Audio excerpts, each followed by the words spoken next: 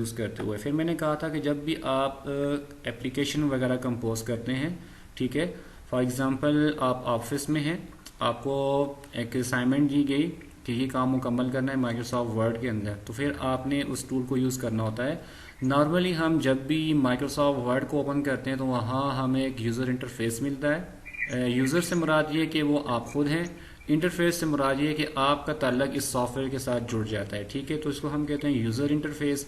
अब user interface के अंदर हमारे पास मुख्तलिफ क्या कहते हैं टूल्स होते हैं। इस पूरे सॉफ्टवेयर को मुख्तलिफ पार्ट्स के अंदर डिवाइड किया जाता है, ठीक है। अभी मैं आपके पास स्क्रीन ओपन कर देता हूँ ताकि आपको साथ में चीज़ें क्लियर हो जाएं। तो शुरू की क्लासेस के अंदर हमने ये सीखा था what is computer, types of computer. ये पोस्टारंग के स्टूडेंट्स ने नहीं सीखा लेकिन जेनेरिक के स्टूडेंट ने सीखा था। What is computer, types of computer, उसके बाद हमने डिजिटल कंप्यूटर के बारे में पढ़ा था, उसके बाद टाइप्स ऑफ डिजिटल कंप्यूटर के बारे में पढ़ा।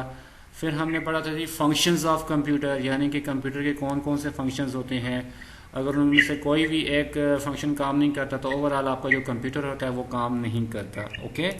फिर हमने पढ़ा था कि इनपुट डिवाइसेस क्या होती हैं, आउटपुट डिवाइसेस क्या हैं, स्टोरेज डिवाइसेस क्या हैं, माइक्रो प्रोसेसर क्या है, मेमोरी क्या है। ये कुछ चीज़ें हमने, यानी कि ये कंटेंट हमने अपने मुकम्मल किए थे क्लास के अंदर जब हमारी फिजिकल क्लासेस हो रही थी। उसके बाद हमने साथ में माइक्रोसॉफ्ट वर्ड को भी स्टार्ट किया था, क्योंकि फ्यूचर के अंदर आपने माइक्रोसॉफ्ट वर्ड को यूज़ करना है। थ्योरी का पोर्शन इसलिए टच किया था कि जब आपका पेपर आएगा तो आप उस वक्त ये ना कहें कि हमें पढ़ाया नहीं किया और उसमें से एमसीक्यूज आए हुए हैं, ठीक है। तो माइक्रोसॉफ्ट वर्ड के अंदर से भी आपके एमसीक्यूज होंगे और थ्योरी का जो पोर्शन टच किया था जो मैं ऑलरेडी अभी एक्सप्लेन कर चुका हूँ उसमें से भी आपके एमसीक्यूज होंगे। नेक्स्ट आ जाते हैं आपके जो पेपर का पैटर्न क्या होगा। पेपर के अंदर आपके पास आएंगे टोटल 15 एमसीक्यूज होंगे और आपके पास शॉर्ट आंसर क्वेश्चन होंगे। उसमें से ये कि अभी तो आपका मैंने ये प्लान किया था कि आपसे प्रैक्टिकल काम करवाया जाएगा, क्योंकि अभी लेट्स सपोज अगर ऑनलाइन की तरफ अगर गए तो फिर वो स्केड्यूल हम चेक कर लेते हैं, अगर फिजिकल हुआ तो वो भी देख लेंगे, ठीक है। फिलहाल अभी कंफर्म नहीं है कि फिजिकल होंगे या ऑनलाइन। फिलहाल हम ये फोकस कर रहे हैं कि आपकी जो कोर्स कंटेंट है वो मुकम्मल हो जाए ताकि आपका मिड टर्म जो है वो इजीली कंडक्ट हो जाए, ठीक है जी। तो कंप्यूटर के अंदर ये पोस्ट आ रहे हैं स्टूडेंट्स, आप भी सुन लें, टॉपिक के नाम नोट कर लें। अगर मैंने आपको नहीं पढ़ाया हुआ तो आपका ये टॉपिक में आपका जो आज का ऑफलाइन जो सेशन रिकॉर्ड करूंगा उसमें आपको मैं भिजवा दूंगा, ठीक है। तो सबसे पहले आपके पास है जी व्हाट इज़ कंप्यूटर। ये आपके टॉपिक के अंदर पेपर के अंदर इंक्लूड होगा कि कंप्यूटर क्या है। उसके बाद है जी टाइप्स ऑफ कंप्यूटर, कंप्यूटर की कितनी इकसाम है। अच्छा, उसके बाद ये कि डिजिटल कंप्यूटर क्या होता है और डिजिटल कंप्यूटर की कितनी इकसाम है। 5 इकसाम होती हैं। उसमें है मिनी कंप्यूटर है, माइक्रो कंप्यूटर है, अच्छा उसके बाद है जी मेन फ्रेम कंप्यूटर है, वर्क स्टेशन कंप्यूटर होता है और सुपर कंप्यूटर है। ये यानी कि डिजिटल कंप्यूटर की टाइप्स होती हैं। आगे अगर हम ये तो हमने कहा कि फंक्शंस ऑफ कंप्यूटर, यानी कि वो कौन से ऐसे ओके।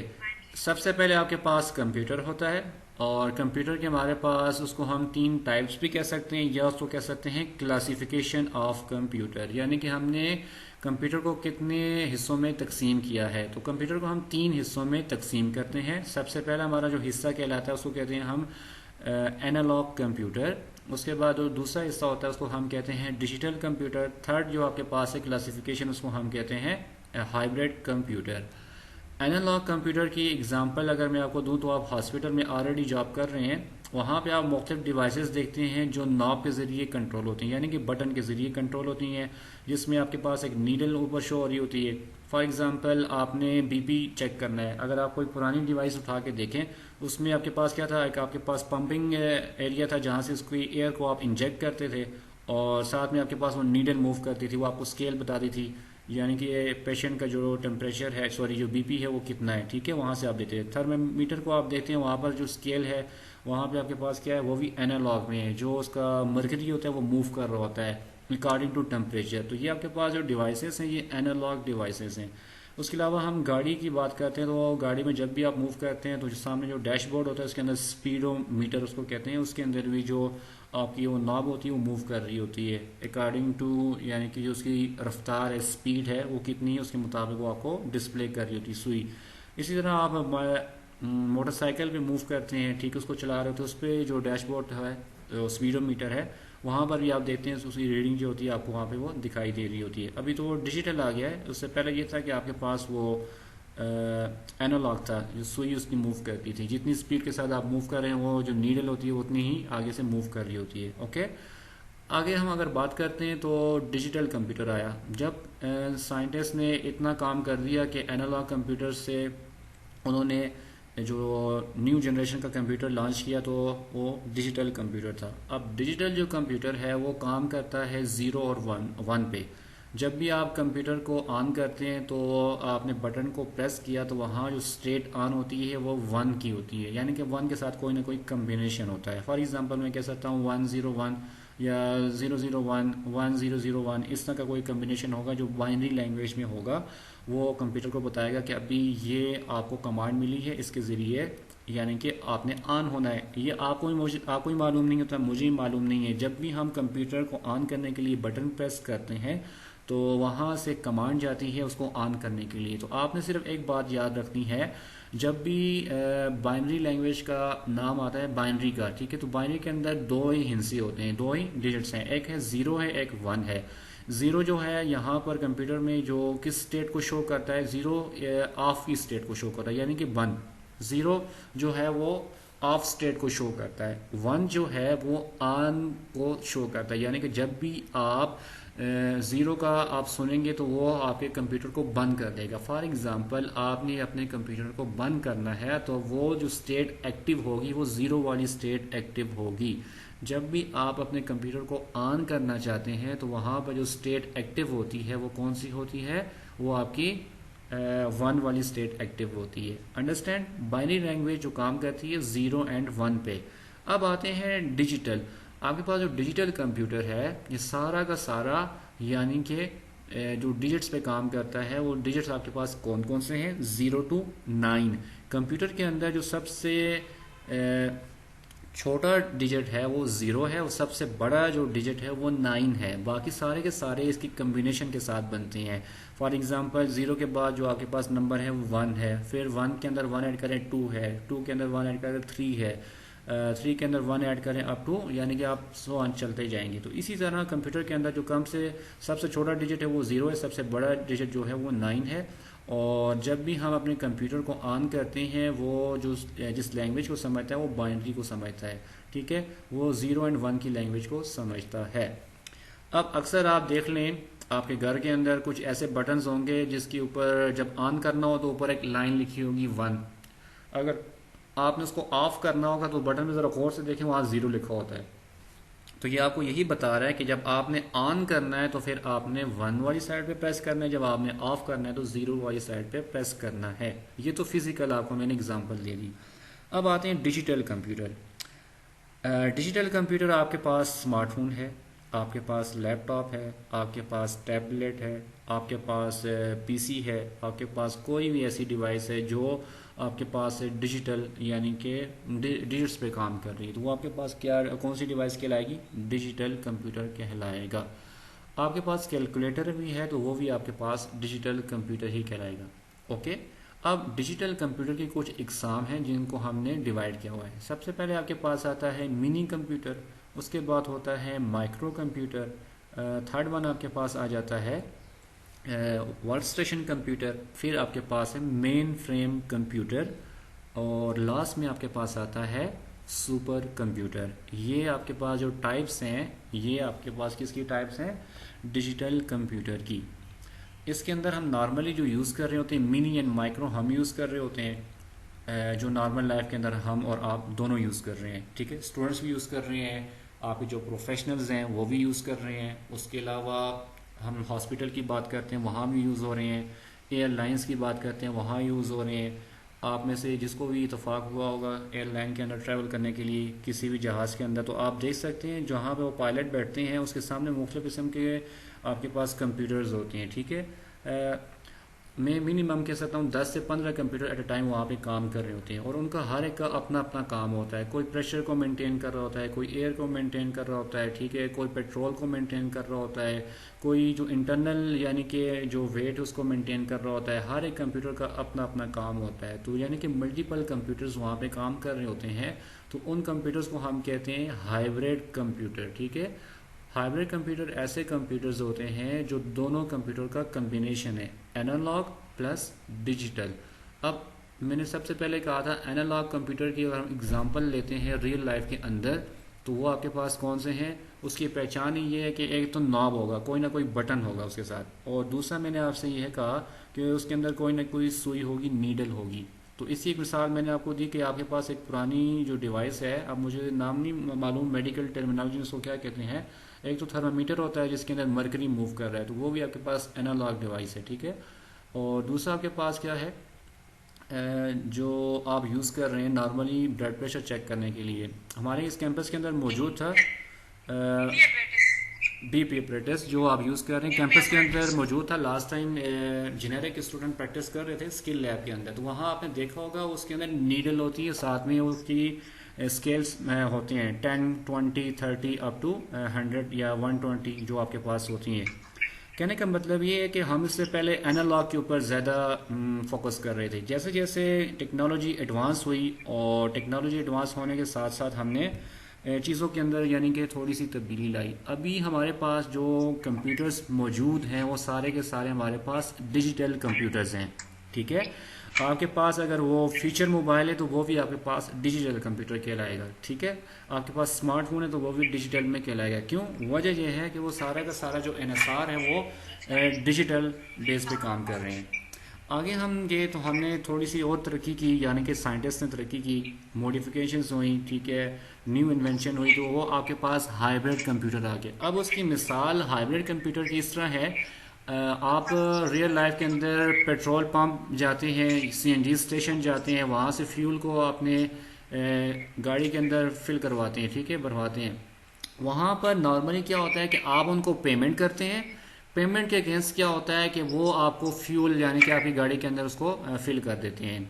अब सामने आपके पास होती है एक स्क्रीन होती है, और दरमियान में आपके पास ये चीज़ शो नहीं होती कि फ्यूल कितनी स्पीड के साथ मूव कर रहा है। आप उनको पेमेंट करते हैं जी, फॉर एग्जांपल 500 रुपीज़, तो वो आप स्क्रीन पे लिखते हैं 500 रुपीज़ का, यानी कि आपने सीएनजी फिल करवानी है, या आपने पेट्रोल का लिखा है। लेकिन दरमियान में एक प्रोसेस हो रहा होता है। मिस नवीदा, आप कुछ कहना चाह रहे हैं, या वैसे आपका माइक्रोफोन आने इस वजह से शोर हो रहा है? चले मैं इसको म्यूट कर देता हूँ। ओके स्टूडेंट्स, मैं ये डिस्कस कर रहा था कि हाइब्रिड कंप्यूटर की हमारी डेली लाइफ के अंदर जो एग्जांपल है वो आपके पास पेट्रोल पंप हैं, सीएनजी स्टेशंस हैं, यहाँ पर हम यानी कि इसको यूज़ कर रहे हैं। उसके अलावा हम अगर बात करते हैं एयरलाइंस के अंदर, मैंने अभी डिस्कस कर लिया, वहाँ मल्टीपल कंप्यूटर्स हैं, उसके अंदर एनालॉग कंप्यूटर्स भी हैं, उसके अंदर आपके पास डिजिटल कंप्यूटर्स भी हैं, तो दोनों यूज़ हो रहे हैं। तो हाइब्रिड कंप्यूटर जो है combination of analog computer and digital computer, इसको हम कहते हैं हाइब्रिड कंप्यूटर। अब मैं जो एग्जांपल दे रहा था कि अगर आप फ्यूल भरवाने के लिए गए, वहाँ पे आपने एक अमाउंट पे की, फॉर एग्जांपल 500 रुपीज़ आपने उनको दे दिए। अब उसके अगेंस्ट वो क्या करेंगे, आपको आपकी जो गाड़ी है उसमें फ्यूल भर देंगे। अब आपने तो पेमेंट कर दी, लेकिन दरमियान में जो प्रोसेस है, सामने आपको नज़र आ रहा होगा कि 1 लीटर की या एक जो आपके पास सीएनजी किलो के अंदर उसको ले रहे होते हैं। वैसे नॉर्मल लीटर के अंदर लिया जाता है, तो वो आपके पास 1 लीटर की कीमत है फॉर एग्जांपल 100 रुपीज़ है, तो वहाँ अगर आपने 500 दी तो जाहिर सी बात है 5 लीटर तक हो जाएगा। फिर उसके साथ आपके पास कि जब वो मुकम्मल होता है तो 500 रुपीज़ वो कहता है कि हाँ ये 500 रुपीज़ का जो फ्यूल था वो हमने भर दिया है। अब दरमियान में आपको नहीं मालूम कि फ्यूल किस तरह से आया, किस तरह से उसने मूव किया, आपकी गाड़ी तक वो पहुंचा, तो वहाँ पे दरमियान में सेंसर्स लगे होते हैं जो उसको डिटेक्ट कर रहे होते हैं कि इसका जो प्रेशर कितना है। उस प्रेशर के अगेंस्ट एक फार्मूला होता है, वो फार्मूला लगा होता है जो उसको मॉनिटर कर रहा होता है, ठीक है, आपकी प्राइस के साथ, तो वो आपके पास शो हो रहा है। अब यहाँ पर कहने वाली बात यह है कि साथ में एनालॉग भी काम कर रहा है और आपके पास डिजिटल कंप्यूटर भी काम कर रहा है। यूँ आपके पास स्क्रीन पे प्राइस भी नज़र आ रही है, आपके पास कितने लीटर है वो भी शो हो रहा है, यूँ यानी कि आप उसका रिजल्ट देख सकते हैं।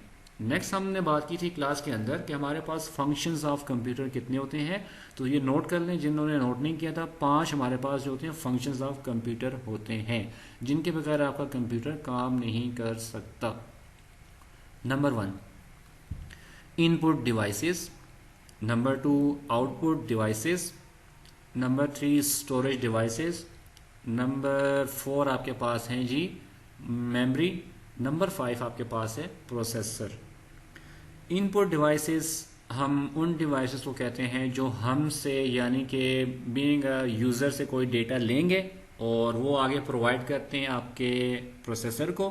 प्रोसेसर क्या करता है, उसको प्रोसेस करता है। प्रोसेस करने के बाद आपके पास स्क्रीन होती है, वो एलसीडी हो सकती है, वो आपके पास कोई पुराना मॉनिटर हो सकता है, वो आपके पास लेटेस्ट ओएलईडी हो सकती है, या आपके पास स्मार्ट टीवी हो सकता है, कुछ भी हो सकता है। ठीक है, अब हम इसको डिस्कस करते हैं कि इनपुट डिवाइसेस के अंदर कौन कौन सी डिवाइसेस आती हैं।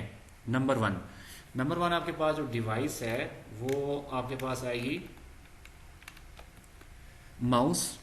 नंबर 2 आपके पास है जी कीबोर्ड। नंबर 3 आपके पास इनपुट डिवाइस में क्या हो सकता है, टच स्क्रीन हो सकती है। नंबर 4 आपके पास कोई भी डिजिटल डिजिटल कैमरा है। आप कोई भी पिक्चर लेना चाह रहे हैं तो आप उसको प्रेस करते हैं तो वो आपके लिए काम करता है। ठीक है, कुछ ना कुछ इनपुट ले रहा होता है सराउंडिंग से। ये 3 एग्जांपल मैंने बता दी, जिन्होंने नोट कर लिया तो अच्छी बात है, जिन्होंने नहीं नोट किया फिर उनको एक्स्ट्रा खुद एफर्ट करनी पड़ेगी। तो इनपुट डिवाइसेस के अंदर हमारे पास,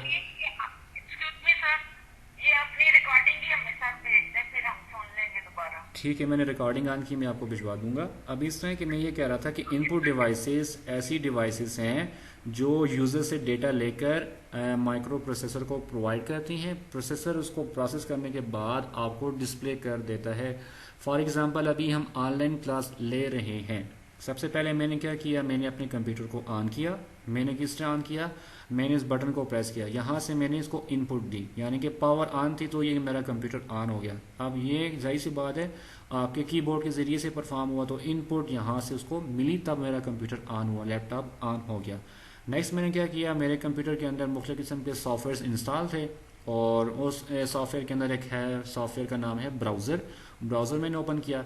उसके बाद फिर मैं मैक्सिमम टाइम किसको यूज़ कर रहा था, माउस को, यानी कि माउस की मदद से ही मैं अपने ब्राउज़र को ओपन किया, मैंने गूगल मीट्स को ओपन किया, मैंने वहाँ से लिंक जनरेट किया, फिर मैंने व्हाट्सएप के ज़रिए आपसे उसको भिजवा दिया। तो मेरे कहने का मतलब ये है कि मैक्सिमम टाइम जो हम डिवाइस को यूज़ कर रहे थे वो कौन सी डिवाइस थी, इनपुट डिवाइस। इनपुट डिवाइस के ज़रिए मैं ये सारा का सारा काम कर रहा था और प्रोसेसर उसको परफॉर्म करके मुझे डिस्प्ले करवा रहा था। Okay, understand. इसी तरह कीबोर्ड के अंदर भी आपके पास, आप जब भी कोई सर्च एरिया आता है, कोई टाइपिंग एरिया आता है तो आप कीबोर्ड को यूज़ कर रहे होते हैं। तो हमने क्लास के अंदर डिस्कस किया था, ये भी आपको रिपीट कर दूं, कीबोर्ड को हमने 4 हिस्सों में डिवाइड किया था। एक हमारे पास होता है अल्फ़ा न्यूमेरिक कीज़, एक हमारे पास है न्यूमेरिक कीज़, एक हमारे पास है फंक्शन कीज़ और स्पेशल पर्पस कीज़। ये 4 हिस्सों में हमने कीबोर्ड को डिवाइड किया था अपनी आसानी के लिए, ताकि हमें मालूम हो कि फंक्शन कीज़ कहाँ पे लाई करती हैं, अल्फ़ा न्यूमेरिक कीज़ कहाँ पे लाई करती हैं, न्यूमेरिक कीज़ कहाँ पे लाई करती हैं और स्पेशल पर्पस कीज़ कहाँ पे मौजूद होती हैं। ठीक है जी। उसके अंदर फिर मैंने क्लास के अंदर डिस्कस किया था कि हमारे पास जो स्पेशल पर्पस कीज़ हैं इसके अंदर एरोस कीज़ भी होती हैं। तो एरोस कीज़ के हमने नाम भी पढ़े थे, लेफ़्ट है, राइट है, टॉप है, बॉटम है। ठीक है, जब कभी भी आप अपने कंप्यूटर पे काम कर रहे होते हैं तो आप इन एरोस कीज़ की मदद से भी मूव करते हैं, left, right, top, bottom. Okay, अब हम जो डिस्कस कर रहे थे types of digital computer, there are 5 types of digital computer. एक आपके पास है मिनी कंप्यूटर और दूसरी है माइक्रो है।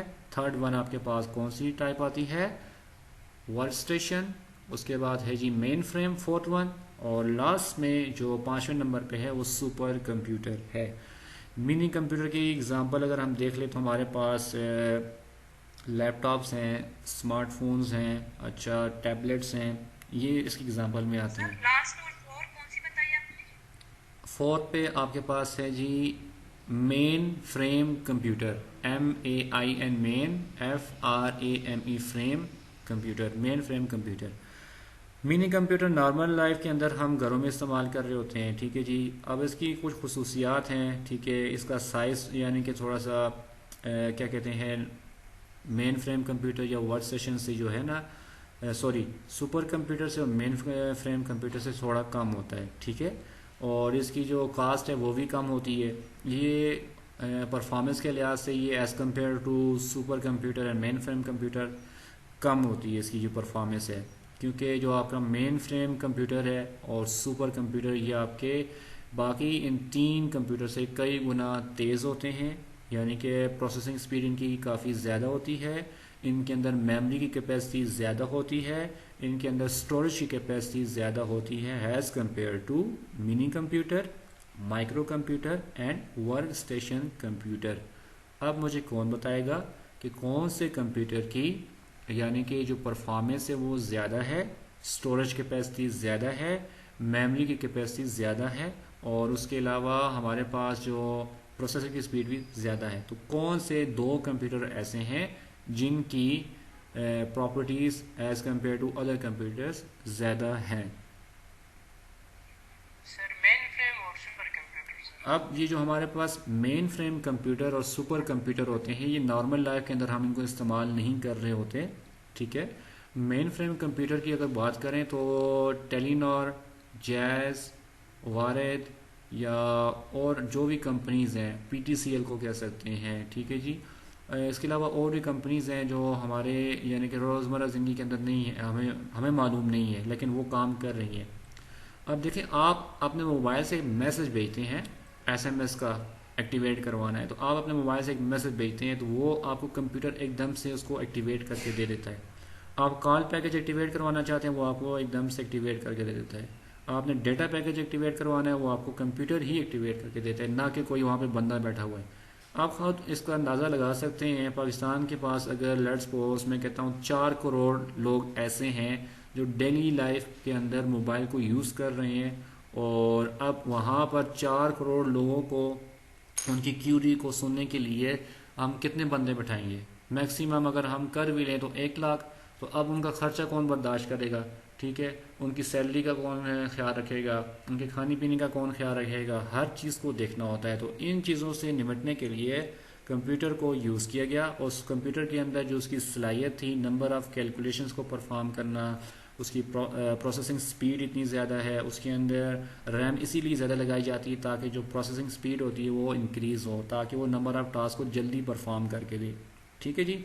अब आपके पास जब भी किसी भी कंपनी का कोई भी आपने काम उनसे लेना है, फॉर एग्जांपल काम लेने से मुराद ये कोई डेटा पैकेज एक्टिवेट कराना है, कोई एसएमएस पैकेज एक्टिवेट कराना है, कोई कॉल पैकेज, तो आप अपने मोबाइल से जस्ट क्या करते हैं, सिंपल इजी लोड करवा लेते हैं, उसके बाद आप मैसेज भेजते हैं तो वहाँ से वो एक्टिवेट करके दे देते हैं, ठीक है।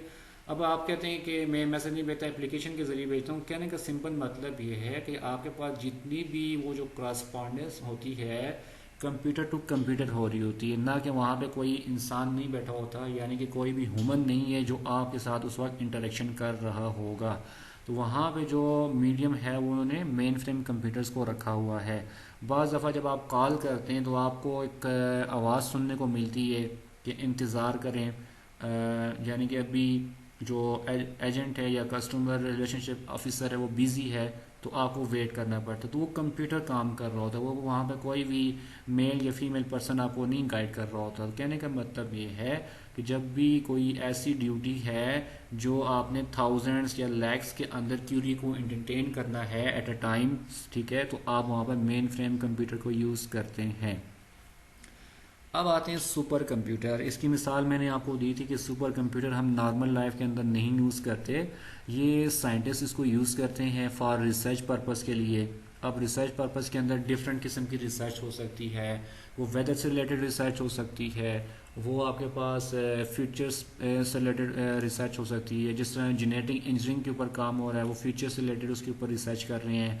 अब आपके पास जो नासा है वो उसको यूज़ कर रहा है, ठीक है, मुख्तलिफ़ किस्म की उनकी रिसर्च है। जिस तरह पहले उन्होंने स्टार्ट किया था मून पे जाने के लिए, चांद पे जाने के लिए, फिर मरीख पे जाने के लिए, अब इनका कोई नया मिशन है उस पर वो काम कर रहे हैं। तो ये जो कंप्यूटर यूज़ होते हैं रिसर्च पर्पस के लिए तो उसको सुपर कंप्यूटर को यूज़ किया जाता है। अब थोड़ा सा आगे मज़ीद इसको एक्सप्लेन करते हैं कि जो आपके पास सुपर कंप्यूटर होता है ये डिफेंस पर्पस के लिए भी यूज़ किया जाता है। आप नॉर्मली देखते हैं आपको न्यूज़ मिलती है कि पाकिस्तान ने यानी कि पाकिस्तान डिफेंस ने एक न्यू मिज़ाइल लॉन्च कर दिया है। तो क्या ये मिज़ाइल फ़िज़िकली इसको टेस्ट किया जाता है? फ़िज़िकली तो कभी भी टेस्ट नहीं हो सकता, क्योंकि देखें वो फेल भी हो सकता है। तो इसकी जितनी भी यानी कि जो टेस्टिंग होती है, उसकी जो क्या कहते हैं बनाने का सारा जो अमल है, उसके बाद उसके टेस्टिंग का जो अमल है, उसके बाद उसकी स्पीड, उसके बाद उसका कितना फ्यूल लेके जाएगा, ये सारा का सारा जो यानी कि प्रोसेस होता है ये सुपर कंप्यूटर के अंदर ही होता है। जब सुपर कंप्यूटर के अंदर ये सक्सेसफुल हो जाता है तब इसको फिज़िकली लॉन्च किया जाता है। तब आपको ख़बरों में मिलता है कि हाँ जी इनका जो तजर्बा था वो कामयाब हो गया है। अक्सर आप इंडिया की ख़बरें सुने तो वहाँ वो कहते हैं कि इनका तजर्बा फ़ेल हो गया है। अब इसमें ये होता है कि बाज़ दफ़ा जो साइंटिस्ट काम कर रहे होते हैं वहाँ पर जो एक्यूरेसी होती है, जो उसकी परफॉर्मेंस होती है, ठीक है जी, जो उस डिवाइस की रिलायबिलिटी चेक की जाती होती है, मुख्तलिफ़ किस्म के स्केल्स होते हैं, उस पर इसको चेक किया जाता है, इसको टेस्ट किया जाता है। जब वहाँ से ये परफेक्शन उसको मिलती है तो तब इसको यानी कि ऑन एयर कर दिया जाता है। ऑन एयर से मुराद ये है कि उसको लॉन्च कर दिया जाता है। मुख्तलिफ़ किस्म के मिज़ाइल्स हैं, उसके अलावा और काफ़ी ऐसी जो चीज़ें हैं जो डिफेंस से रिलेटेड होती हैं, उन तमाम चीज़ों की जो कैलकुलेशन है, जो उसको बनाने का अमल है, वो कहाँ पर होगा, वो सुपर कंप्यूटर को यूज़ करके किया जाता है। अब पाकिस्तान के अंदर जो सुपर कंप्यूटर वो आपकी डिफेंस के पास है, वो नस्क के पास है, उसके अलावा कॉमसर्ट्स के पास है, ठीक है। तो ये यानी कि इनको यूज़ कर रहे होते हैं। कॉमसर्ट के पास आई थिंक जो मेन फ्रेम कंप्यूटर्स को यूज़ कर रहे हैं, लेकिन जो नस्ट है उनके पास सुपर कंप्यूटर है। आप इंटरनेट पर सर्च भी कर सकते हैं कि पाकिस्तान में कौन से ऐसे इदारे हैं जहाँ पे ये सुपर कंप्यूटर को यूज़ किया जा रहा है, ठीक है। तो वहाँ पे आपको नस्ट का ज़रूर मिलेगा और डिफेंस का ज़रूर मिलेगा। उसके अलावा आपको और भी मिल सकते हैं, जो स्पार्को है मे बी वो भी यूज़ कर रहे हो, ठीक है। जो गवर्नमेंट सेक्टर के जो इदारे हैं जो टेक्नोलॉजी को यूज़ कर रहे हैं तो वहाँ पे आपको ये ज़रूर मिलेगा। इसके अलावा नासा इसको यूज़ कर रहा है, ठीक है जी। वेदर फॉरकास्ट वाले इसको यूज़ कर रहे हैं। तो ये सिंपल मेरे कहने का मतलब ये था, ये टॉपिक रिपीट करने का जो आज का जो दिन है इसलिए रिपीट कर रहा हूँ। मे भी कुछ ऐसे क्वेश्चन आ जाएं पेपर के अंदर, फिर आप कहेंगे कि आपको तो पढ़ाया नहीं है। तो थ्योरी का पोर्शन भी इम्पॉर्टेंट होता है और साथ में जो हम प्रैक्टिकल काम कर रहे थे वो हम काम कर रहे थे वर्ड के ऊपर। अभी मैं मुकम्मल करता हूँ ये थ्योरी वाला पोर्शन। अच्छा जी, टाइप्स ऑफ डिजिटल कंप्यूटर मैंने मुकम्मल कर दी। अब इसके बाद थे functions of computer. Functions of computer के अंदर सबसे पहले हमने पढ़ा कि इनपुट डिवाइसेस। ये ऐसी डिवाइसेस होती हैं कि कोई भी यूज़र है वो यहाँ पर मिस कोसर हो सकती हैं, मिस मदी हो सकती हैं, आइज़िक हो सकता है, नादिर हो सकता है। क्योंकि वो अगर कंप्यूटर को यूज़ कर रहे हैं तो ज़ाहिर सी बात है माउस को यूज़ करेंगे, कीबोर्ड को यूज़ करेंगे, तो यहाँ से इनपुट कोई ना कोई आप उसको प्रोवाइड करेंगे। ये आपके पास इनपुट डिवाइसेस है। इनपुट डिवाइसेस के नाम नोट कर लें, कीबोर्ड है, माउस है, डिजिटल आपके पास स्क्रीन है, टच स्क्रीन जिसे आप कहते हैं। उसके बाद आपके पास कौन सी हो सकते हैं, डिजिटल कैमरा हो सकता है, स्कैनर हो सकता है, ठीक है। ये 5 तो मैंने आपको बता दी, बाकी कुछ आपने भी रिसर्च करना है, ठीक है। आपने भी कुछ ढूंढना है कि इनपुट डिवाइसेस कौन कौन सी हो सकती हैं। अब आते हैं आउटपुट डिवाइसेस। आउटपुट डिवाइसेस ऐसी डिवाइसेस होती हैं जो आपको कुछ ना कुछ डिस्प्ले प्रोवाइड करती हैं। फॉर एग्जांपल आपके पास मॉनिटर है, एलसीडी है, एलईडी है, फॉर एग्जांपल आपके पास प्रोजेक्टर है, आपके पास मल्टीमीडिया डिस्प्ले जिसे आप कहते हैं प्रोजेक्टर को, वो भी है। अब उसके अलावा आपके पास और क्या क्या हो सकते हैं, प्रिंटर है, वो भी आपको आउटपुट प्रोवाइड करता है, ठीक है जी। ये जो चीज़ें हैं ये आउटपुट की कैटेगरी में आती हैं, जो आपको कुछ ना कुछ रिजल्ट प्रोवाइड करेंगे। जो आपको कोई चीज़ यानी कि प्रोवाइड करेगा कंप्यूटर के ज़रिए तो वो आउटपुट डिवाइस में आएगा, जो आप कंप्यूटर को प्रोवाइड करेंगे तो वो इनपुट डिवाइस की कैटेगरी में आएगा। अब आते हैं स्टोरेज की तरफ। सबसे इम्पॉर्टेंट कंप्यूटर के अंदर जो होता है वो स्टोरेज का फेज़ होता है। जब भी हम काम करते हैं, फॉर एग्जांपल आपने एक रिसर्च वर्क मुकम्मल की, उसका जो साइज़ बन गया, एक वक्त था वो शुरू में 1 GB की थी, आपने मज़ीद उस पर काम किया, उसमें कुछ डॉक्यूमेंट्री भी ऐड की, कुछ आपने विज़िट जो की है वो सारी चीज़ें ऐड करके उसका साइज़ बन गया कि 2 GB। फिर करते करते जिस तरह भी मैं मिसाल ले सकता हूँ नेशनल जियोग्राफिक की, अब वो तो डेली बेस पे रिसर्च कर रहे होते हैं प्लांट्स के ऊपर, अच्छा जी, एनिमल्स के ऊपर, फिर वो मुख्तलिफ जगह के प्लेसेस के ऊपर विजिट करते हैं तो उनकी मूवीज़ बन रही होती हैं, तो वो मूवीज़ का एक का साइज़ तकरीबन 2 GB 2.5 GB बन जाता है, ठीक है। अब वो उसको सेव कर रहे हैं, 1 महीने का अगर डेटा बन जाता है तो वो कितना हो जाएगा, मैक्सिमम मैं कह सकता हूँ कि 500 GB को तो वो कवर कर लेगा, ठीक है जी। मिनिमम वो कवर कर लेगा, मैक्सिमम नहीं, मिनिमम। तो जब वो कवर कर लेगा फिर उसके पास स्टोरेज की जो कैपेसिटी वो कम हो जाती है। तो फिर ये हम यहाँ पर कंप्यूटर के अंदर जो स्टोरेज होती है, जब भी आप काम कर रहे होते हैं, being a student, being a teacher, being a professor, या बीइंग आप नर्स हैं, बीइंग अ डॉक्टर हैं, तो आपके पास कुछ ना कुछ डेटा ज़रूर होगा। अब इस दुनिया में कोई बंदा नहीं कह सकता कि मेरे पास कोई डेटा है ही नहीं है। आप मोबाइल ले लें, मोबाइल के अंदर आपके पिक्चर्स हैं, मोबाइल के अंदर सॉन्ग्स हैं, मोबाइल के अंदर वीडियो डेटा है, मोबाइल के अंदर आपका डॉक्यूमेंट का डेटा है। ये जो सारा का सारा डेटा कहलाता है, आपके पास जो भी है ये सारा का सारा डेटा है। जो पिक्चर्स हैं वो आपका डेटा है, वीडियो आपका डेटा है, ठीक है। अब इन सब को आपको महफूज करने के लिए स्टोरेज की ज़रूरत होती है। तो स्टोरेज डिवाइस आपके पास क्या है, एक तो बिल्ट इन स्टोरेज है, एक आपको एक्सटर्नल स्टोरेज की ज़रूरत होती है, ठीक है। बिल्ट इन से मुराद ये है कि वो आपकी हार्ड डिस्क हो सकती है। आपका स्मार्टफोन है तो वहाँ पर जो स्टोरेज है वो रोम कहलाता है, तो वहाँ पर आप उसको सेव करते हैं। इसी तरह आप यूएसबी के अंदर सेव कर सकते हैं। इसके साथ साथ एक्सटर्नल पोर्टेबल हार्ड डिस्क हो सकती है, उसको आप यूज़ कर सकते हैं। सीडी को यूज़ कर सकते हैं, डीवीडी को यूज़ कर सकते हैं। इससे पहले फ्लॉपी डिस्क होती थी, वो ख़त्म हो गई है, उनको यूज़ करते थे जब भी आपको डेटा सेव करना होता था, ठीक है जी। आगे स्टोरेज के अंदर दो आ जाती हैं टाइप्स, एक को हम कहते हैं प्राइमरी स्टोरेज, एक को हम कहते हैं सेकेंडरी स्टोरेज। प्राइमरी स्टोरेज वो स्टोरेज डिवाइस है जो आपके कंप्यूटर के साथ इम्बेड होती है, आपके कंप्यूटर के साथ होती है। फॉर एग्जांपल लैपटॉप है, लैपटॉप के अंदर जो हार्ड डिस्क है वो उसकी प्राइमरी स्टोरेज है। अब मुझे बताएगा कौन कि आपके पास जो प्राइमरी स्टोरेज है वो कौन सी है और सेकेंडरी कौन सी। सेकेंडरी के बारे में मैंने आपको नहीं बताया, तो सेकेंडरी वैसे जो मैं पहले एक्सप्लेन कर रहा था उसमें मैंने बताया। तो बखबेदार आप मुझे बताएं प्राइमरी स्टोरेज क्या है, सेकेंडरी स्टोरेज क्या है। सर प्राइमरी रैम है और secondary hard drive. Secondary hard drive है। अच्छा जी, बखबेदार क्या मैडम ने सही कहा कि आपके पास जो प्राइमरी स्टोरेज है वो रैम है और सेकेंडरी स्टोरेज जो आपके पास क्या है वो हार्ड डिस्क है। बखबेदार यस सर। किस तरह सही है आप बताएं, थोड़ा सा एक्सप्लेन करें।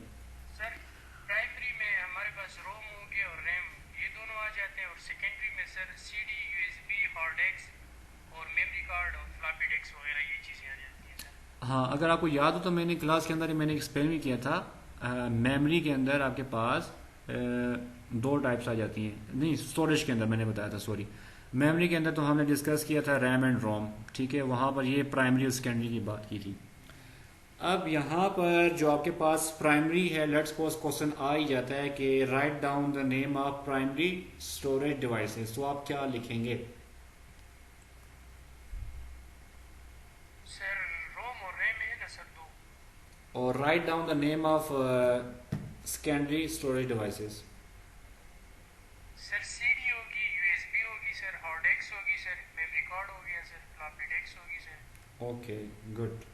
अब मुझे कौन बताएगा कि मेमोरी क्या है कंप्यूटर के अंदर।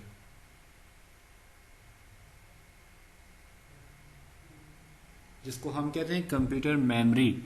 अच्छा जी, कंप्यूटर मेमोरी बेसिकली आपके कंप्यूटर के अंदर, स्मार्टफोन के अंदर इसका बहुत ही अहम किरदार होता है।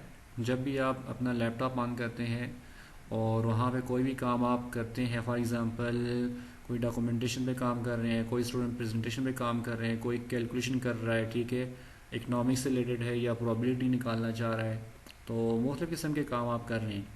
अब वहाँ पे एक रैम की कैपेसिटी होती है। जो पुराने आपके पास पीसीज हैं, लैपटॉप्स हैं, उसमें मिनिमम 1 GB ज़रूर होती है रैम, और मैक्सिमम आजकल तो आपको पता है जितनी जिसकी रिक्वायरमेंट है उसके मुताबिक उसको वो रैम को वहाँ पर लगवा देता है। फॉर एग्ज़ाम्पल अभी जो मेरे पास कंप्यूटर है उसमें 4 GB रैम है। अब इसमें मैं इतने टास्क ओपन कर दूँ जो यानी कि रैम की जो इंटरनल स्टोरेज कैपेसिटी उससे बढ़ जाएगा, तो फिर क्या होगा, एक वक्त आएगा कि आपका जो लैपटॉप है या पीसी है वो हैंग होगा तो ऑब्वियसली वो रीस्टार्ट होगा या वहीं पर वो रुक जाएगा, फिर आपको फोर्सफुली उसको रीस्टार्ट करना होगा, ठीक है। अब कहने का मतलब ये है कि रैम के अंदर हमारे पास कंप्यूटर मेमोरी के अंदर दो टाइप्स आ जाती हैं। एक को हम कहते हैं प्राइमरी मेमोरी, एक को हम कहते हैं सेकेंडरी मेमोरी। इसी तरह ही है। अब प्राइमरी मेमोरी के अंदर हमारे पास क्या क्या आएगा।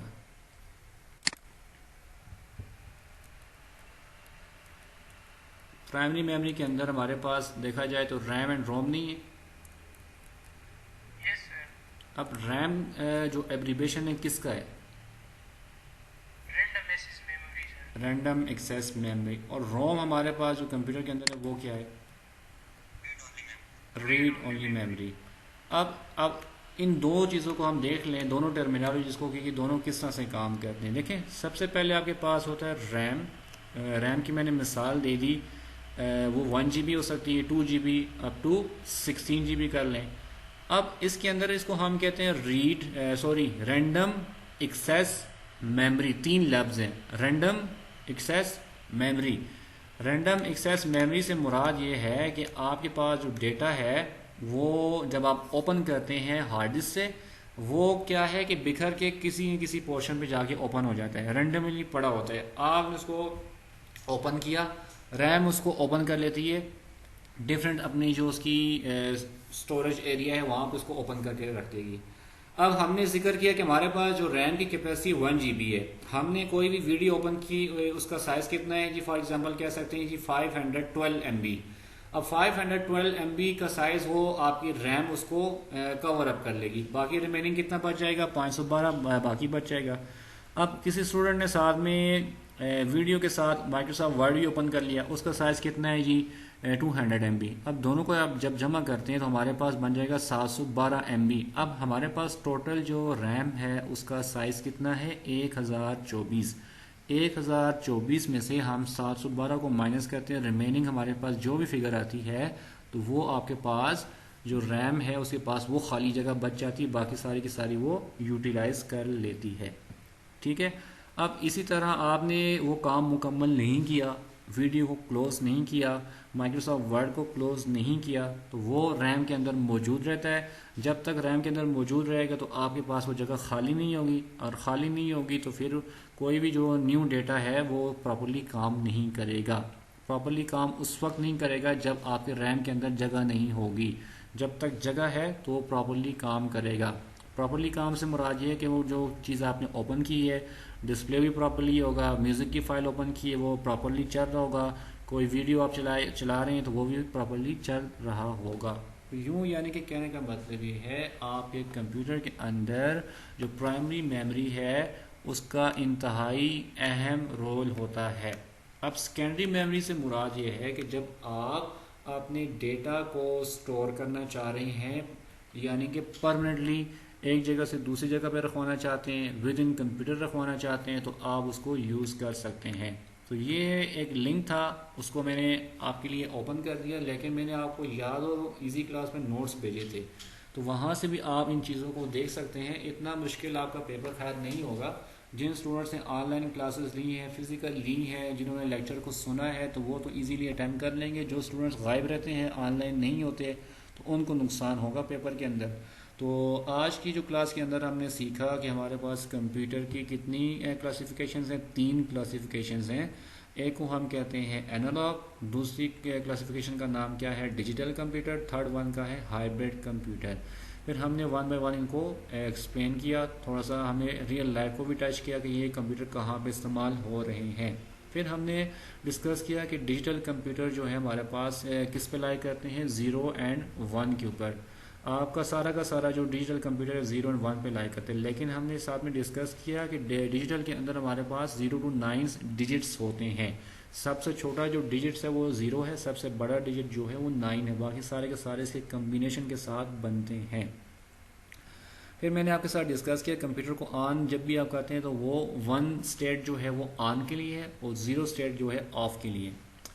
आगे हमने डिस्कस किया कि डिजिटल कंप्यूटर के कुछ टाइप्स हैं, वो 5 हैं, वो भी हमने एक्सप्लेन कर दी। और हमने मेन फ्रेम कंप्यूटर को ज़्यादा एक्सप्लेन किया, सुपर को एक्सप्लेन किया। उसकी वजह ये थी कि ये नॉर्मल लाइफ के अंदर बहुत ज़्यादा इस्तेमाल हो रहा होता है और इसका ताल्लुक आपके साथ नहीं होता, ये साइंटिस्ट के साथ होता है और जो बड़ी कंपनीज होती हैं उनको यूज़ करती हैं। अब हमारा ताल्लुक किन के साथ होता है, हमारा ताल्लुक ये मिनी, माइक्रो और वर्क स्टेशन के साथ होता है।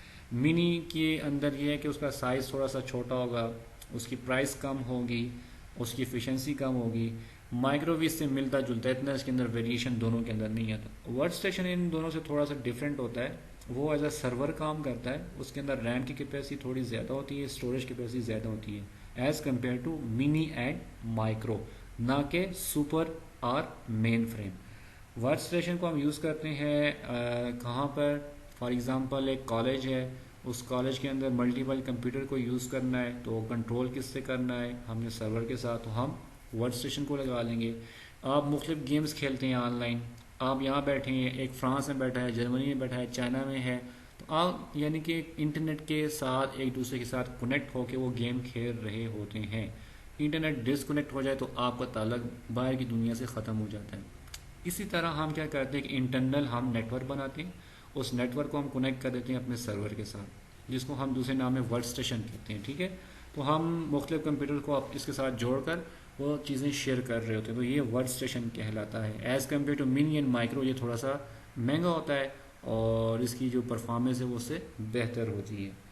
आगे हमने डिस्कस किया मेन फ्रेम को, सुपर को, एग्जांपल भी दे दी, और उसके अलावा हमने आगे फंक्शंस ऑफ कंप्यूटर को पढ़ा। उसमें इनपुट डिवाइसेस है, आउटपुट डिवाइसेस हैं, स्टोरेज डिवाइसेस है और मेमोरी है। कंप्यूटर मेमोरी के अंदर दो हमारे पास मेमोरीज होती हैं, एक को हम कहते हैं प्राइमरी मेमोरी, एक को कहते हैं सेकेंडरी मेमोरी। प्राइमरी मेमोरी के अंदर हमारे पास क्या आता है, रैम है और रोम है। रैम को हम कहते हैं रैंडम एक्सेस मेमोरी, रोम को हम कहते हैं रीड ओनली मेमोरी। अब इसमें से कोई भी आपसे पूछ सकता है कि जब आप पढ़ रहे थे कंप्यूटर के सब्जेक्ट को, इसमें रैम और रोम क्या होता है, तो आप उसको ये क्लियर कर दें। रोम जो आपके पास है वो परमानेंट मेमोरी होती है। ROM is a permanent memory and RAM is a temporary memory. ठीक है, आपके समझाने के लिए मैंने को बता दिया। रोम बेसिकली क्या है, इसके अंदर एक बिल्ट इन चिप होती है जिसको बता दिया जाता है कि ये काम आपने करने, इन चीज़ों को आपने चेक करना है। तो ये किसके पास है, रोम के पास, इसलिए इसको कहा जाता है परमानेंट मेमोरी, जिसको हम कहते हैं नॉन वॉलेटाइल मेमोरी। जो आपके पास वॉलेटाइल है वो आपके पास क्या है, रैम है। अब रैम के अंदर आपका जो डेटा है वो परमानेंट सेव नहीं होता। लाइट जैसे चले गई, बैटरी जैसे ख़त्म हो गई, वो सारा का सारा डेटा आपका ख़त्म हो जाएगा। ठीक है जी, इसलिए इसको कहते हैं वॉलेटाइल मेमोरी, और जो नॉन वॉलेटाइल है उसको हम कहते हैं रोम। कोई डिफरेंस आपको मिल गया, कुछ चीज़ समझ भी आई है या नहीं? Yes sir. या वैसे ही मैं आपको थका रहा हूँ, आपको बाउंड किया हुआ है, आप बस खाली मुझे सुन रहे हैं? Yes sir. कुछ समझ भी आ रही समझ है? आ रही है। आइजैक, ये ना बाद में क्वेश्चन आ जाए कि मुझे समझ नहीं आई। आइजैक आप इधर ही हैं? Yes sir. आइजैक गया, चला गया। जी मिस मदी, आप कुछ कह रही थी? सर समझ आ रही है, आप पूछ रहे थे कि बताएं, समझ आ रही है। ओके जी, ठीक है, तो आगे कंटिन्यू करते हैं। जी मिस सलमा। सर ये जो आपने रैम की एब्रीविएशन बताई है, काइंडली रिपीट कर दें, मुझे इसकी समझ नहीं आई। रैम बेसिकली इसको कहते हैं रैंडम एक्सेस मेमोरी। अब मैं बताता हूँ कि रैंडम एक्सेस मेमोरी क्यों कहते हैं और रोम को रीड ओनली मेमोरी क्यों कहते हैं। ROM stands for read only memory and RAM stands for random access memory. दोनों के अंदर डिफरेंस ये है, एक हमारे पास क्या है, परमानेंट मेमोरी है जो ख़त्म नहीं होती। लाइट चली जाए, दोबारा सिस्टम रीस्टार्ट हो जाए, वो मेमोरी जो उसको चीज़ें बताई गई हैं, जो उसको यानी कि एक कमांड दे दी गई है, वो उसके पास सेव रहेगी। तो इसका काम क्या है कि रीड ओनली मेमोरी इसको इसीलिए कहा जाता है कि जस्ट खाली इसने चीज़ों को रीड करना है। अब रीड क्या करना है, फॉर एग्जांपल या कि लैपटॉप में एम्बेड है, इसका काम क्या है कि कंपोनेंट्स को चेक करना, मदरबोर्ड सही है नहीं है, अच्छा इसके अंदर जो फ़ैन लगा है वो काम कर रहा है नहीं कर रहा, अच्छा पावर सप्लाई काम कर रही है नहीं कर रही, उसके अलावा आपके पास रैम लगी हुई है नहीं लगी हुई, हार्ड डिस्क इसके अंदर जो लगी हुई है वो सही काम कर रही नहीं कर रही। इन चीज़ों को रीड करने का काम किसको दिया गया, रीड ओनली मेमोरी, जिसको कहते हैं रोम। ओके, अब यहाँ पर इसका काम क्या है, सबको रीड करना। अगर किसी के अंदर कोई मसला आ गया तो वो आपका कंप्यूटर ऑन नहीं होगा, ऑन नहीं होगा तो ब्लैक स्क्रीन नज़र आएगी। जब ब्लैक स्क्रीन नज़र आएगी तो आपको मालूम होगा कि मेरा कंप्यूटर ख़राब हो गया है। इन तमाम चीज़ों को कौन सुपरवाइज करता है, कंप्यूटर के अंदर रोम इन चीज़ों को देख रहा होता है। ओके, अब आते हैं रैम। इसको रैंडम एक्सेस मेमोरी इसलिए कहा जाता है कि ये रैंडमली किसी न किसी जगह पे वो डेटा पड़ा होता है। फॉर एग्जांपल आपने म्यूज़िक की फ़ाइल खोली, उसका साइज़ कह सकते हैं कि 50 MB है। अब वो क्या है कि वो एक ही जगह पे पूरी की पूरी फाइल ओपन नहीं होगी, वो क्या होगा जी, डिफरेंट पाथ के अंदर उसको फाइल ओपन होगी। अब इसके अंदर कुछ हेक्साडेसिमल के तौर पे ना कुछ इन्होंने उसकी पार्टीशन की होती है। जब भी हमारे कंप्यूटर के अंदर डेटा ओपन होता है, आपको तो नज़र यही आता है कि ये बिल्कुल क्या कहते हैं एक ही रफ्तार में चल रहा है, ठीक है, एक ही फ्लुएंसी के अंदर ये चल रहा है, लेकिन ऐसा नहीं होता, बीच में मिली सेकंड के अंदर टाइम के अंदर वो चीज़ रुकती है फिर चलती है, रुकती है फिर चलती है, ठीक है। अब मैं मिसाल किसकी दूं आपको कि हाँ, लाइट की मिसाल देता हूँ। अक्सर आप देखते हैं कि पाकिस्तान के अंदर जो है ना लाइट 50 मेगा हर्ट्स पे चल रही होती है, 50 हर्ट्स उसको कहते हैं, ठीक है। मेगा का मुझे नहीं पता लेकिन हर्ट्स लिखा होता है 50 हर्ट्स। अब देखें लाइट जब आपके पास आती है जाती है आती है जाती है तो क्या हो रहा होता है आपके पास, ये लाइट का जो सिलसिला है आपको तो मालूम नहीं है कि लाइट आई है चली गई है, ठीक है। अब इसकी ये इतनी तेज रफ्तार होती है कि ये आना जाना इसका काम लगा रहता है, तो आपके पास जो शो होती है लाइट वो ऐसे नजर आता है कि ये बिल्कुल अभी ऑन ही है, ठीक है, यानी कि बंद हुई नहीं है। इसी तरह आपके पास जो कंप्यूटर के अंदर रैम है वो आपका डेटा एक बिखरा हुआ पड़ा है, वो आपको नहीं मालूम किस रफ्तार के साथ चल रहा है और बंद हो रहा है। आपने कंप्यूटर के अंदर कोई भी म्यूजिक की फाइल ओपन कर ली, ठीक है जी, आपने उसको ऑन कर दिया, वो आपके पास चल रहा है, लेकिन आपको तो महसूस नहीं हो रहा कि ये फाइल बंद हुई है, चली है, या इसको दूसरी किसी प्रोग्राम को उसने टाइम दिया है प्रोसेसर ने, तो यानी कि आपके पास जब भी कोई फाइल ओपन होगी वो बिखर जाती है चंक्स के अंदर, ठीक है। रैम के अंदर जो जगह है वहाँ पर ये थोड़े थोड़े हिस्सों में डिवाइड हो जाती है। अब जब ये चल रही होती है तो वहाँ से इसको रैंडम उठा रही होती है, यानी कि यहाँ से ये डेटा उठाया, यहाँ से कोई म्यूज़िक की फ़ाइल उठाई, कहाँ से उसने वीडियो की फ़ाइल उठा ली। मैंने आपसे जिक्र किया आपने म्यूज़िक की फ़ाइल ओपन की, अब उसने उसको डिवाइड कर दिया, साथ में आपने कोई वर्ड की फ़ाइल ओपन कर ली, साथ में आपने एक्सेल की फ़ाइल ओपन कर ली, यूँ आपने डिफरेंट फाइल्स ओपन की हैं। अब वो एक ही जगह पे नहीं होंगी, ठीक है, एक ही लाइन के अंदर नहीं होंगी, एक ही सीरीज़ के अंदर नहीं होंगी, वो डिफरेंट यानी कि आपके पास जो पाथ है उसमें पड़ी होंगी। अब जब भी वो मुकम्मल होगा फेज़ उसका तो वो आपके पास वो ऐसे नज़र आएगा कि ये मुकम्मल, यानी कि एक लाइन के अंदर वो चीज़ें आपके पास शो हो रही हैं, चल रही हैं, ठीक है। यहाँ तक कुछ क्लियर हुआ? मुझे लगता है आपको रैम की समझ नहीं आ रही, तो रैम की समझ किस तरह से आएगी। फॉर एग्जांपल आपको मिसाल देते हैं, लैपटॉप के अंदर आप 3 टास्क ओपन करें, एक कोई मूवी ओपन कर लें, एक कोई भी म्यूज़िक ओपन कर लें, और साथ में आप वर्ड की फ़ाइल ओपन कर लें। अब इनका जो साइज़ है राउंड अबाउट मैं कह सकता हूँ 500 MB बन गया। अब 500 MB की जो जगह है वो उसने रिज़र्व कर ली है, ठीक है। अब हमारे पास पीछे जो जगह बच जाएगी मुझे लगता है 524 बच जाएगी। अब 524 में भी कोई डेटा आपने ओपन कर दिया है तो वो जब रिज़र्व हो जाएगी तो यूँ यानी कि आपकी रैम के अंदर जगह नहीं बचेगी। ये तो रैम को फिल होने का मैंने बता दिया। अब इसको रैंडम एक्सेस क्यों कहते हैं? अब आपने फाइल को ओपन किया हुआ है, वो म्यूज़िक की फ़ाइल को भी उठा रहा है और साथ में वीडियो फाइल उठा रहा है, और साथ ही में आपके पास जो डॉक्यूमेंट की फाइल है उसको भी उठा रहा है, तो रैंडम उनको पिक कर रहा होता है। अंडरस्टैंड? यहाँ तक इसको मैं मुकम्मल करता हूँ और इसकी रिकॉर्डिंग आपको शेयर कर देता हूँ, और आपने ये चीज़ें मैंने रिपीट की, काइंडली इनको देखना है। उसके बाद माइक्रोसॉफ्ट वर्ड के अंदर हमने कुछ शॉर्टकट सीखी थी, और वर्ड के अंदर हमने होम के टैब को डिस्कस किया, उसके अंदर क्लिपबोर्ड है, फॉन्ट है, पैराग्राफ है, स्टाइल्स है, एडिटिंग है, ये चीज़ें हमने सीखी हैं। अंडरस्टैंड? हमने फिर इंसर्ट के टैब को डिस्कस किया था, और इंसर्ट के टैब के अंदर हमने ये तमाम चीज़ें देखी कि किसी भी पैराग्राफ को हमने ऐड करना है, हमने किसी भी पेज को ऐड करना है, किस तरह से ऐड करते हैं। उसके अलावा हमने ये भी देखा कि किसी भी पैराग्राफ का कवर लेटर किस तरह बनाना है। ये चीज़ें हमने जेनेरिक की जो स्टूडेंट्स हैं उनके साथ क्लास ली थी, तो उनको ये चीज़ें क्लियर होंगी, लेकिन जो पोस्टारिंग के स्टूडेंट हैं उनके पास इसका आइडिया नहीं होगा क्योंकि उन्होंने पढ़ा ही नहीं है। तो इंसर्ट का टैब जो रिकॉर्डेड सेशन होगा उसमें मैं डिस्कस करके आपको शेयर कर दूंगा। अब 1 बाय 1 किसी का क्वेश्चन है तो प्लीज़ पूछ सकते हैं।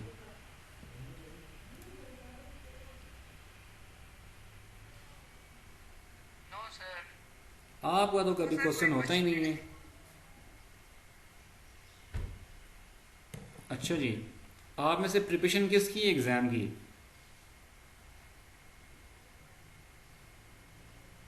एग्जाम की तैयारी कर रहे हैं या नहीं कर रहे आप लोग?